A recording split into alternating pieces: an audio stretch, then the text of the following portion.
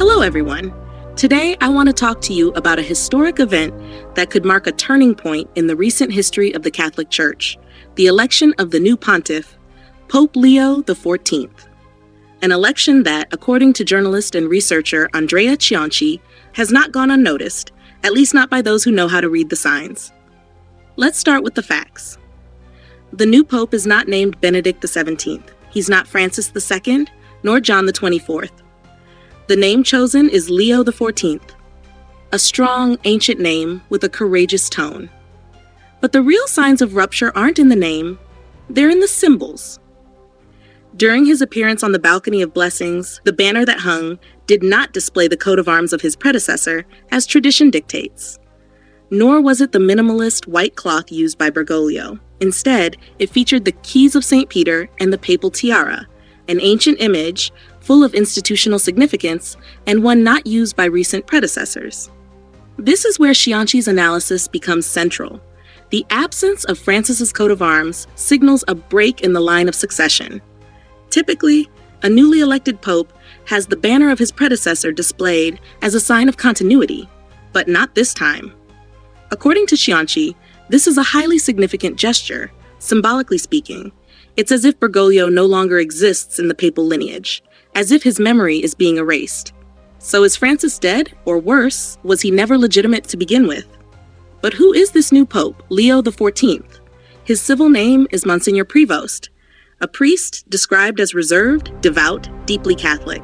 He served as prefect of the dicastery for bishops, making him an expert in clergy selection, a skill, Cionci says, that's urgently needed today. A canon lawyer, a man of structure. Standing beside him, Cardinal Parolin appeared genuinely content. Far less at ease was Monsignor Ravelli, ceremonial master under Bergoglio, who looked visibly troubled. Small details, perhaps, but in the church, details speak volumes. The new pope's first greeting, "Peace be with you," was described by Cionci as a blend of Bergoglian style and classical tone. Simple words, yet profoundly Christian. And then came the Urbi et Orbi blessing. Important. Leo the XIV gave it with red columns behind him, claiming to continue Pope Francis' blessing. An ambiguous phrase? Didn't Bergoglio already give it? Or is this the true Easter blessing? In his public speech, Leo the XIV referred to Francis in vague, purely formal terms. According to Cionci, there's a double meaning hidden in his words, perhaps deliberate, perhaps strategic. Here lies the heart of his interpretation. The Church today may have chosen not to shock its faithful, over 1,300,000,000 people who noticed nothing. Nothing about the blessings of same-sex couples, nothing about statements deemed blasphemous regarding Mary and Jesus. An apocalypse passed in silence. An apocalypse for four cats, as Cionci puts it. That's why he believes that the presentation of Leo the XIV was orthodox in form, but ambiguous in its symbols. A sort of eclipse, the moon slowly crossing the sun, gradual but unstoppable. Cionci himself admits he would have preferred a different kind of speech. A bold, shocking message. Dear brothers, Bergoglio was an imposter. Benedict was impeded. Now everything has been restored. But he knows that wasn't possible. Such a revelation, he says, would have flooded hospitals across Lazio with people in shock. So he calls for vigilance, for careful observation of the small signs, because today the Church speaks through symbols. In the coming days, he says, we must pay attention. Will Leo the XIV enter the apostolic palace? Will he wear the red papal shoes? Will his coat of arms appear on the sash? And then the key question, who elected him? Who were the cardinals involved?